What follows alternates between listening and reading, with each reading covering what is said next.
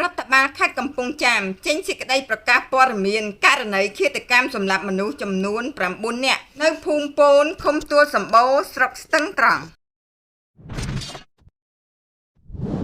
ខេត្តកំពង់ចាមរដ្ឋបាលខេត្តកំពង់ចាមសូមជម្រាបជូនអ្នកសារព័ត៌មាននិងសាធារណជនមេត្តាជ្រាបថានៅវេលាម៉ោងប្រមាណ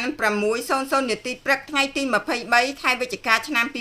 2025រដ្ឋបាលខេត្តកំពង់ចាមបានទទួលព័ត៌មានពីករណីឃាតកម្មដុតផ្ទះនិងអាកសម្លាប់នៅភូមិពូនឃុំទួលសម្បូរស្រុកស្ទឹងត្រង់ខេត្តកំពង់ចាមភ្លាមលោកអភិបាលខេត្តកំពង់ចាមបានបញ្ជាស្នងការនគរបាលខេត្តនិងកងរាជអាវុធហត្ថខេត្តក្រោមការដឹកនាំសម្របសម្រួលពីតំណាងឯកការអមសាលាដំបងខេត្តធ្វើការចុះពិនិត្យស្រាវជ្រាវអំពីមូលហេតុនិងវែងមុខជនល្មើសទទួលបានលទ្ធផលដូចខាងក្រោមទី1ហេតុការឃាតកម្មដុតផ្ទះនិងអាកសម្លាប់ខាងលើនេះកើតឡើងនៅវេលាម៉ោង 5:30 នាទីព្រឹកថ្ងៃទី23ខែវិច្ឆិកាឆ្នាំ2025ពលគឺប្រមាណ30នាទីមុនសមត្ថកិច្ចទទួលបានព័ត៌មានទីតាំងផ្ទះកើតហេតុគឺស្ថិតនៅក្នុងដីចម្ការដាច់ស្រយាលទី2ឃាតកម្មដុតផ្ទះនិងអាកសម្លាប់នេះបានបណ្ដាលឲ្យមនុស្សចំនួន9នាក់បាត់បង់ជីវិតក្នុងនោះ8នាក់បាត់បង់ជីវិតក្នុងភ្នក់ភ្លើងឆេះផ្ទះនិងម្នាក់ទៀតត្រូវបានអាកសម្លាប់នៅចម្ងាយប្រហែល100ម៉ែត្រពីទីតាំងផ្ទះឆេះជនរងគ្រោះទាំង9នាក់មានស្រី7នាក់និងប្រុស2នាក់និងសុទ្ធតែជាសាច់ញាតិនឹងគ្នាទី3ជនសង្ស័យជាឃាតករត្រូវបានកំណត់អត្តសញ្ញាណមានឈ្មោះសុបិនមិនីអាយុ21ឆ្នាំត្រូវជាប្តីរបស់ជនរងគ្រោះម្នាក់និងត្រូវបានឃាត់ខ្លួននៅវេលាម៉ោង 9:30 នាទីព្រឹកថ្ងៃទី23ខែវិច្ឆិកាឆ្នាំ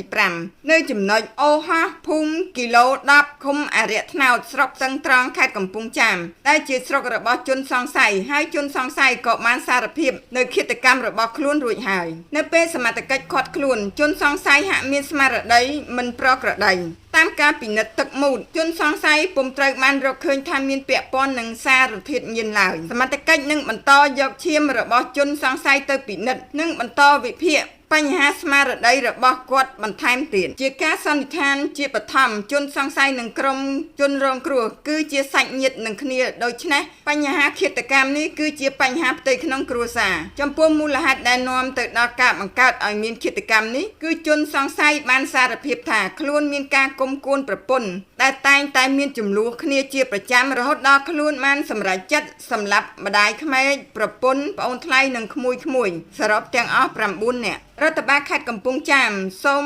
ចូលរួមសោកស្ដាយចំពោះសោកនាដកម្មដែលបានកើតឡើងយ៉ាងសាហាវយង់ឃ្នងលើក្រុមគ្រួសារជនរងគ្រោះនិងសូមថ្កោលទោសយ៉ាងដាច់អហង្ការព្រមទាំងសូមស្នើឲ្យសមត្ថកិច្ចអនុវត្តទោសយ៉ាងតឹងរ៉ឹងចំពោះជនល្មើស